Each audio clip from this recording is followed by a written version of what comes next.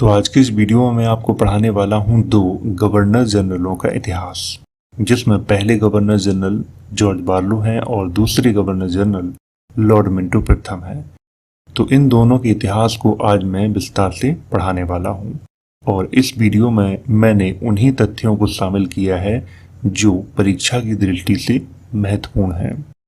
जो छात्र किसी परीक्षा की तैयारी कर रहे हैं और अपने नोट्स बनाना चाहते हैं तो डिस्क्रिप्शन बॉक्स में वेबसाइट की लिंक दी गई है, तो वहां से जाके वो लोग अपने नोट्स बना सकते हैं।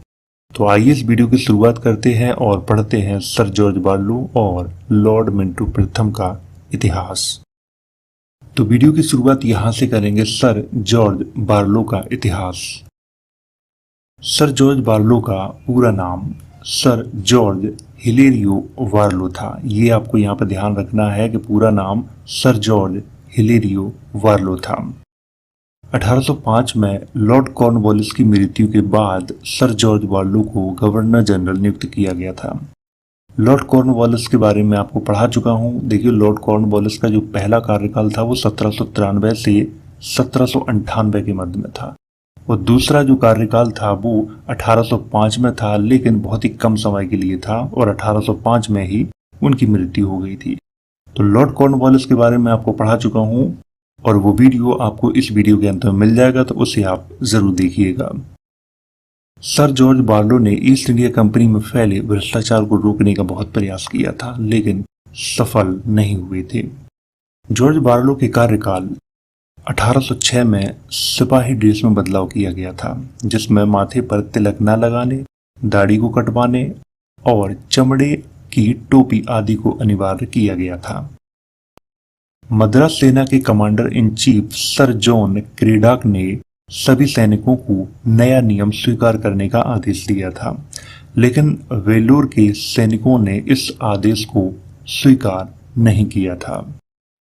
इसके बाद क्या हुआ कि 10 जुलाई 1806 को देसी सैनिकों ने 200 अंग्रेज सैनिकों की हत्या करके तमिलनाडु में स्थित वेलोर के किले पर अधिकार कर लिया था, लेकिन सर जॉर्ज बार्लो ने देसी सैनिकों का बुरी तरह दमन किया और शांति स्थापित की थी। तो यहाँ पर मैं आपको थोड़ा समझा देता हूँ।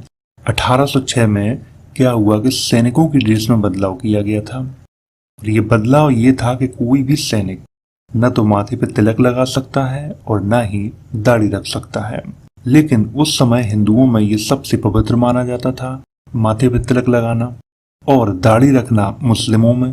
तो ये दोनों धर्मों के खिलाफ था, हिंदू धर्म और इस्लाम के खिलाफ। इसीलिए सैनिकों ने विद्रोह कर दिया था। ये सबसे प्रमुख कारण माना जाता है। वेल्लोर विद्रोह के पीछे ऐसा माना जाता है कि टीपू सुल्तान के वंशज फतेह हैदर का हाथ था, लेकिन इसमें कितनी सच्चाई है इस पे इतिहासकारों ने खुल के कोई चर्चा नहीं की है।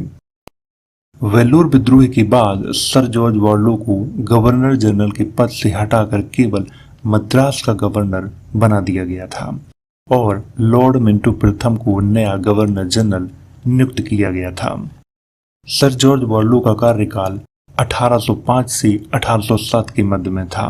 केवल 2 वर्ष का इनका कार्यकाल था और 2 वर्ष के कार्यकाल में सबसे जो महत्वपूर्ण घटना मानी जाती है वो वेल्लोर का सिपाही विद्रोह मानी जाती है। उसका कारण क्या था वो मैं आपको बता चुका हूँ। अब बात करते हैं लॉर्ड मिंटो प्रथम के इतिहास पर। लॉर्ड मिंटो प्रथम ने शांति की नीति अपनाई, किंतु आवश्यकता पड़ने पर हस्तक्षेप की नीति का भी प्रयोग किया। लॉर्ड मिंटो प्रथम के समय भारतीय राज्य 3 वर्गों में विभाजित थे। प्रथम वर्ग के अंतर्गत निजाम, पेशवा, अवध तथा मैसूर के राज्य थे, जिन्होंने सहायक संधि को स्वीकार किया था, जो अपनी सुरक्षा के लिए कंपनी की सेना का खर्च खुद ही वहन करते थे। द्वितीय वर्ग के अंतर्गत बूंदी और कोटा जैसे छोटे छोटे राज्य थे, जिन्हें अंग्रेजों का संरक्षण प्राप्त था। तृतीय वर्ग में होलकर, भोसले और सिंधिया के राज्य थे, जिन्होंने अंग्रेजों के साथ संधियां कर रखी थीं। अब बात करते हैं लॉर्ड मिंटो प्रथम की नीति के बारे में। लॉर्ड मिंटो प्रथम ने सबसे पहले बुंदेलखंड में फैली अव्यवस्था को ठीक किया, क्योंकि वहां पर छोटे छोटे राज्य आपस में संघर्ष करते रहते थे। लॉर्ड मिंटो प्रथम ने एक अंग्रेजी सेना बुंदेलखंड में भेजी और कालेंजर समेत छोटे छोटे राज्यों को अंग्रेजी साम्राज्य का हिस्सा बना लिया था। ट्रावनकोर के राजा ने सहायक संधि को स्वीकार कर लिया था, परंतु वहां की जनता ने विद्रोह कर दिया था। लॉर्ड मिंटो प्रथम ने क्या किया कि एक सेना भेजकर विद्रोह का बुरी तरह दमन किया था। ट्रावनकोर तथा कोचीन पे अंग्रेजों का अधिकार हो गया था। 1809 में लॉर्ड मिंटो प्रथम ने काबुल के अमीर शाह शुजा के पास एल्फिंस्टन को अपना राजदूत बनाकर भेजा था। एल्फिंस्टन ने क्या किया कि शाह शुजा से संधि करने में सफल हुआ, लेकिन अफगानिस्तान में उस समय आंतरिक संघर्षों के कारण यह संधि ज्यादा समय तक नहीं टिकी थी। 1809 में ही लॉर्ड मिंटो प्रथम ने चार्ल्स मेटकॉफ को अपना राजदूत बनाकर पंजाब के महाराजा रणजीत सिंह के पास भेजा, लेकिन महाराजा रणजीत सिंह अंग्रेजों से युद्ध नहीं करना चाहते थे। इसीलिए उन्होंने 25 अप्रैल 1809 को अमृतसर की संधि की। हालांकि मैं महाराजा रणजीत सिंह के बारे में आपको पढ़ा चुका हूं और वो वीडियो इस वीडियो के अंत में मिल जाएगा, तो उसे आप जरूर देखिएगा। अमृतसर की संधि महाराजा रणजीत सिंह और चार्ल्स मेटकॉफ के मध्य में हुई थी। ये आपको यहाँ पर विशेष तौर पर याद रखना है। अब बात करते हैं अमृतसर संधि की शर्तों पर। नंबर 1, सतलज नदी दोनों राज्यों की सीमा होगी। लुधियाना में एक अंग्रेजी सेना रखी गई थी। नंबर 3, सतलज नदी के पूर्व के सभी राज्य अंग्रेजों के पास चले गए थे। तो अमृतसर संधि की ये 3 प्रमुख शर्तें थीं। वैसे तो और भी थीं, लेकिन जो प्रमुख थी उन्हीं को मैंने यहाँ पर लिखा हुआ है। अब बात करते हैं 1813 के चार्टर पर। 1813 में ब्रिटिश पार्लियामेंट ने ईस्ट इंडिया कंपनी को एक नया चार्टर दिया, जिसके द्वारा पुनः कंपनी को 20 वर्षों के लिए व्यापार करने का अधिकार प्रदान किया गया था। इस चार्टर के अनुसार कंपनी का चाय के व्यापार पर एकाधिकार रह गया था और अन्य वस्तुओं के व्यापार से उसके एकाधिकार का अंत कर दिया गया था और समस्त ब्रिटिश प्रजा के लिए व्यापार करने की आज्ञा प्रदान कर दी गई थी। यहाँ पे क्या कहा गया है वो मैं आपको समझा देता हूँ। 1813 में ब्रिटिश पार्लियामेंट के द्वारा एक कानून पारित करके ईस्ट इंडिया कंपनी के समय को और बढ़ा दिया गया था 20 वर्षों के लिए।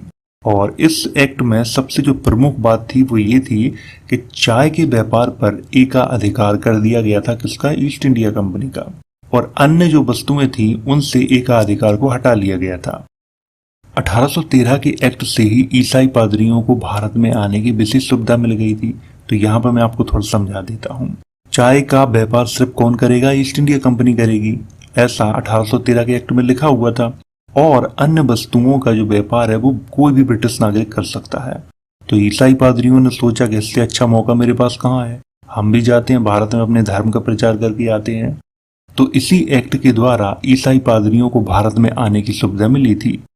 और लॉर्ड मिंटो का कार्यकाल 1807 से 1813 के मध्य में था। तो ये तो था सर जॉर्ज बॉर्लो और लॉर्ड मिंटो प्रथम का इतिहास। और इस वीडियो में मैंने केवल उन्हीं तथ्यों को शामिल किया है जो तथ्य परीक्षा की दृष्टि से बहुत ज़्यादा महत्वपूर्ण हैं।